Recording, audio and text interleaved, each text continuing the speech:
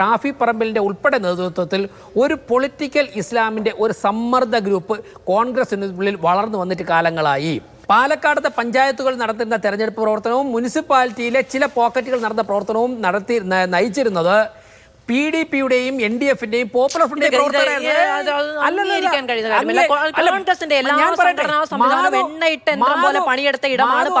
മാധു അംഗീകരിക്കുന്നോ ഇല്ലെന്നുള്ള എന്റെ പ്രശ്നമേ പ്രശ്നമാണ്. ഞാനിവിടെ വന്നിരുന്നു പിന്നെ നമ്മുടെ ജനാധിപത്യത്തിൽ തിരിച്ചു വിളിക്കാനുള്ള അധികാരാവകാശങ്ങൾ ജനങ്ങളിൽ നിക്ഷിപ്തമല്ല എന്നതുകൊണ്ട് തന്നെ ഒരു MLA എന്ന നിലയ്ക്ക് അദ്ദേഹം ഇതിൽ പങ്കെടുക്കണമോ വേണ്ടയോ എന്നത് അദ്ദേഹത്തിന്റെ വളരെ വ്യക്തിപരമായ അവകാശമാണ് എന്നെങ്ങനെയാണ് കാണാൻ കഴിയുക? അപ്പൊ ഈ പാർട്ടിക്കോ അതിന്റെ രാഷ്ട്രീയ സംവിധാനത്തിലോ അതിൽ ഒരു ഓണർഷിപ്പുമില്ലേ, ഒരു കമാൻഡുമില്ലേ? തീർച്ചയായിട്ടും അത് ഈ വിഷയം ഞാൻ വളരെ സൂക്ഷിച്ചാണ് ചർച്ച ചെയ്യാൻ ആഗ്രഹിക്കുന്നത്. ഇതിൻ്റെ പൊളിറ്റിക്കൽ ആംഗിൾ മാത്രമാണ് ഞാൻ ചർച്ച ചെയ്യേണ്ടി വരുന്നത്. കാരണം ഈ സോളാർ കേസും സ്വർണ്ണക്കടത്ത് കേസും ഒക്കെ ചർച്ച ചെയ്തതിൻ്റെ ക്ഷീണം തന്നെ കേരളത്തിന് മാറിയിട്ടില്ല. ആ കേസ് ഒരുപാട് ചർച്ച ചെയ്തപ്പോഴേക്കും കുടുംബ പ്രേക്ഷകർ പോലും ചാനൽ ചർച്ചകളിൽ നിന്നും ഒഴിവാകുന്ന ഒരു സാഹചര്യം ഉണ്ടായെന്നാണ് പൊതുസമൂഹത്തിൽ നിന്ന് എനിക്ക് ലഭിച്ച വിവരം. എന്ന് വെച്ചാൽ ഈ വിഷയങ്ങൾ ചർച്ച ചെയ്യേണ്ടെന്നല്ല, പക്ഷേ ഇപ്പോൾ സംഭവിച്ചിരിക്കുന്നത് കോൺഗ്രസിൻ്റെ പ്രതിനിധി പറഞ്ഞ ചില കാര്യങ്ങൾ ഞാൻ കേൾക്കുകയായിരുന്നു. അതായത് കേരളത്തിലെ രാഷ്ട്രീയ പ്രവർത്തകരെക്കുറിച്ച് മുഴുവനും ഒരു കേരള സമൂഹത്തിന് കിട്ടിയിരിക്കുന്ന ഒരു ഇംപ്രഷനുണ്ട്. ഇതിനെ ആളിക്കത്തിക്കാനാണ് കോൺഗ്രസ്, അതാണ് അവരുടെ ഡിഫൻസ്. ഇപ്പോൾ കുറേ പേരുകൾ നിരത്തി, CPMൻ്റെ ഭാഗത്തു നിന്നുള്ള കുറേ നേതാക്കന്മാരുടെ പേരുകൾ നിരത്തി. ഇതാണ് അവരുടെ ഡിഫൻസ്. അതായത് അവരുടെ MLA അസംബ്ലിയിൽ വരുമ്പോഴേക്കും നിങ്ങൾ പ്രതിഷേധിച്ചാൽ ഞങ്ങൾ കൊല്ലത്തുനിന്നുള്ള LDFൻ്റെ MLA വെച്ച് ചെക്ക് വയ്ക്കുകയാണ്. പിന്നെ കുറേ പേരുകൾ പറഞ്ഞു. അപ്പോൾ ഇന്നലെ തന്നെ കോൺഗ്രസിൻ്റെ തീരുമാനം കൃത്യമായി. അടൂർ പ്രകാശ് പറഞ്ഞ എന്താണ്, അപ്പുറത്ത് മുകേഷൊക്കെ ഇരിക്കുകയല്ലേ, മുകേഷിനെയൊക്കെ നോക്കി അവർക്ക് ചിരിച്ചുകൊണ്ടിരിക്കാമല്ലോ. MM ഹസൻ പറയുന്നു, ശ്രീ സണ്ണി ജോസഫ് പറയുന്നു. ഇവിടുത്തെ പ്രശ്നം എന്താ വെച്ച് കഴിഞ്ഞാൽ കോൺഗ്രസ് പാർട്ടി എന്തു ചെയ്താലും ഞങ്ങളെപ്പോലുള്ള പൊതുപ്രവർത്തകർക്ക് പ്രശ്നമില്ല. കോൺഗ്രസ് പാർട്ടിയുടെ രീതിയിൽ പ്രവർത്തിക്കും. പക്ഷേ കേരളത്തിലെ ഉത്തരവാദിത്തപ്പെട്ട പ്രതിപക്ഷ പാർട്ടി എന്നുള്ള നിലയ്ക്ക് കൃത്യമായിട്ട് ഞങ്ങൾക്ക് ഭരണപക്ഷത്തോട് പറയുന്നത് പോലെ ചില കാര്യങ്ങൾ പറയാനുള്ള ഉത്തരവാദിത്തമുണ്ട്. അതായത് ഒരു ജനാധിപത്യത്തിൽ ഒരു കറക്റ്റീവ് ഫോഴ്സാണ് പ്രതിപക്ഷം. ഇവിടെ കഴിഞ്ഞ കുറേ കാലമായി പ്രതിപക്ഷം എന്നുള്ള നിലയ്ക്ക് നിങ്ങൾക്ക് ഞങ്ങളോടൊക്കെ തന്നെ ഉത്തരവാദിത്വമുണ്ട്, VD സതീശൻ ഉൾപ്പെടെയുള്ളവർക്ക്. എന്നാൽ കഴിഞ്ഞ കുറേ കാലമായി കേരളത്തിൽ കണ്ടുവരുന്നത് കോൺഗ്രസിൻ്റെ മുതിർന്ന നേതാക്കന്മാരുൾപ്പെടെ ഒറ്റയ്ക്കുള്ള സംഭാഷണങ്ങൾ ഒളിഞ്ഞും തെളിഞ്ഞും പറയുന്ന ഒരു കാര്യം, കോൺഗ്രസിൻ്റെ മുതിർന്ന നേതാക്കന്മാരെയൊക്കെ തന്നെ സൈഡ് ലൈൻ ചെയ്തുകൊണ്ട് കോൺഗ്രസ് നേതൃത്വത്തെ സതീശന് ശേഷമുള്ളവരും ഹൈജാക്ക് ചെയ്യുന്ന ഒരു കൾച്ചർ വന്നിരിക്കുന്നു. ആ സമ്മർദ്ദത്തിലാണ് കോൺഗ്രസ് ഉൾപ്പെട്ടിരിക്കുന്നത്. എന്തുകൊണ്ട് ഒന്നോ രണ്ടോ ഫോൺ കോളിന് ശേഷം ശ്രീമതി പത്മജ വേണുഗോപാൽ പറഞ്ഞതുപോലെ ഒരു ഫോൺ കോളിന് ശേഷം എന്തുകൊണ്ട് VD സതീശൻ U-ടേൺ വരുന്നു? മറ്റുള്ള പല കോൺഗ്രസ് നേതാക്കന്മാർക്കും വനിതാ കോൺഗ്രസ് നേതാക്കന്മാർക്ക് ഉൾപ്പെടെ അവർ പറഞ്ഞ വാക്കുകൾ പിൻവലിക്കേണ്ടി വരുന്നു, രാജി ആവശ്യം പിൻവലിക്കേണ്ടി വരുന്നു. ഇവിടെയാണ് കോൺഗ്രസ് ഉള്ളിൽ ഒരു സമ്മർദ്ദ ടീം വരുന്നു എന്ന് പറയുന്നത്. ഇപ്പോൾ ഉമ്മൻചാണ്ടി കേരളത്തിൻ്റെ മുഖ്യമന്ത്രിയായിരുന്ന സമയത്ത് അദ്ദേഹത്തെ ചെരുപ്പെറിഞ്ഞ കല്ലെറിഞ്ഞ സംഭവമൊക്കെ നമുക്കറിയാം. കോൺഗ്രസിനെ പോലത്തെ ഒരു രാഷ്ട്രീയ പാർട്ടി ഒരിക്കലും വടകര ഷാഫി പറമ്പിലിനെ തടഞ്ഞപ്പോൾ പ്രതികരിച്ചതുപോലെ അന്ന് പ്രതികരിച്ചില്ല.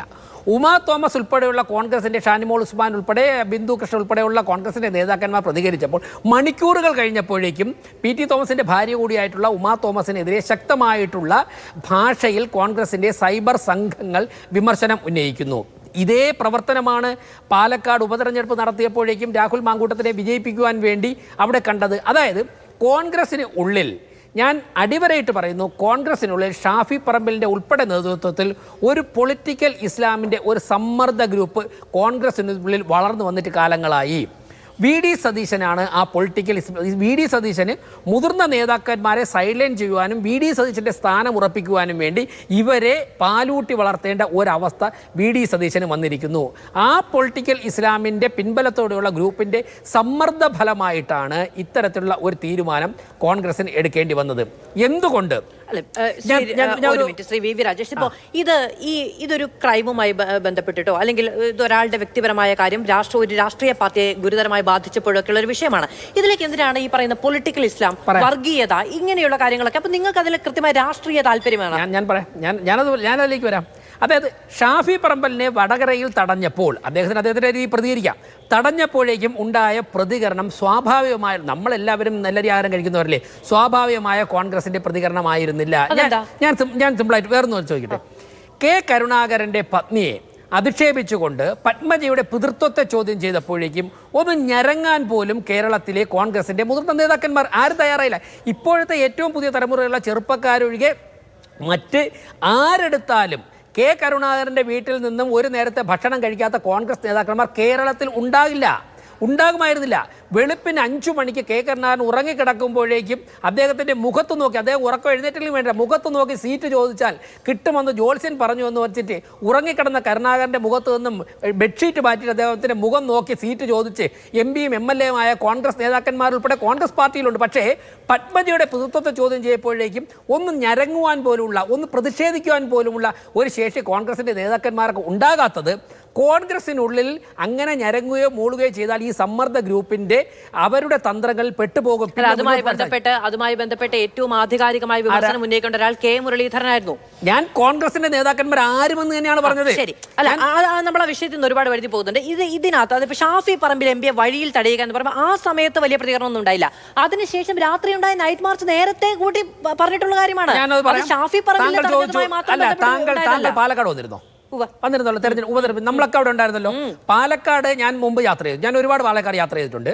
പാലക്കാടത്തെ പഞ്ചായത്തുകൾ നടന്ന തെരഞ്ഞെടുപ്പ് പ്രവർത്തനം കോൺഗ്രസ് ആയിരുന്നില്ല നയിച്ചത്. പാലക്കാടത്തെ പഞ്ചായത്തുകൾ നടത്തുന്ന തെരഞ്ഞെടുപ്പ് പ്രവർത്തനവും മുനിസിപ്പാലിറ്റിയിലെ ചില പോക്കറ്റുകൾ നടന്ന പ്രവർത്തനവും നയിച്ചിരുന്നത് PDPയുടെയും NDFന്റെയും പോപ്പുലർ ഫ്രണ്ടിന്റെയും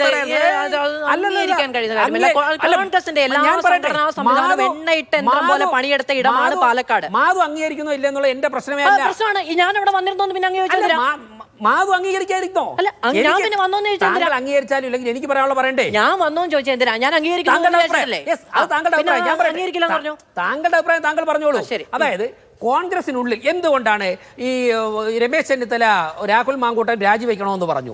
കോൺഗ്രസിന്റെ ഏറെക്കുറെ എല്ലാ നേതാക്കന്മാരും ആ ഒരു തീരുമാനത്തിലേക്ക് എത്തിയപ്പോൾ നിമിഷങ്ങൾ കൊണ്ട് അവർക്ക് ആ തീരുമാനത്തിൽ നിന്ന് മാറിയിട്ട് നിങ്ങൾ ഞങ്ങളുടെ MLA തടഞ്ഞാൽ ഞങ്ങൾ മുകേഷിനെ ഉൾപ്പെടെ ഉള്ളവരെ ഞങ്ങൾ അവരുടെ ഉൾപ്പെടെ വിഷയങ്ങൾ ഞങ്ങൾ ഉന്നയിക്കുമെന്ന് പറയേണ്ടി വന്ന സാഹചര്യം എന്താണ്? അവിടെയാണ് ഞാൻ നേരത്തെ പറഞ്ഞ ഒരു സമ്മർദ്ദ ഗ്രൂപ്പ് വളർന്നു വരുന്നത്. ഞാൻ ഒറ്റ കാര്യം കൂടെ പറഞ്ഞിട്ട് ഇക്കാര്യങ്ങളെ ഈ പ്രവണതകളെ പ്രോത്സാഹിപ്പിക്കുന്ന സമീപനം ഇന്നിപ്പോൾ ലക്ഷ്മി പത്മ പറഞ്ഞിട്ടുണ്ടല്ലോ. ലക്ഷ്മി പത്മ എന്ന താങ്കളെപ്പോലുള്ള ഒരു മാധ്യമ പ്രവർത്തക ഇന്ന് അവർ ലൈവിലും പറഞ്ഞു, അവരുടെ FB പോസ്റ്റിലും പറഞ്ഞു, ഞാൻ ആ പെൺകുട്ടിയെ നേരിട്ട് കണ്ടു, അവളുടെ ജീവിതത്തെക്കുറിച്ച് ഞാൻ മനസ്സിലാക്കി. ഞാൻ ചോദിക്കട്ടെ, ഇങ്ങനെ കശക്കി എറിഞ്ഞവരുടെ സ്വാതന്ത്ര്യം, ഇവിടെ കോൺഗ്രസിന്റെ പ്രതിനിധി അദ്ദേഹത്തിന്റെ അസംബ്ലിയിൽ വരാനുള്ള സ്വാതന്ത്ര്യത്തെക്കുറിച്ച് പറഞ്ഞു. ഞാൻ ചോദിക്കട്ടെ, ഇങ്ങനെ കശക്കി എറിയപ്പെട്ട പെൺകുട്ടികളുടെ ജീവിക്കുവാനുള്ള സ്വാതന്ത്ര്യത്തെക്കുറിച്ച് ഈ നാട്ടിലെ പ്രതിപക്ഷ പാർട്ടി എന്തേ ചിന്തിക്കുന്നില്ല?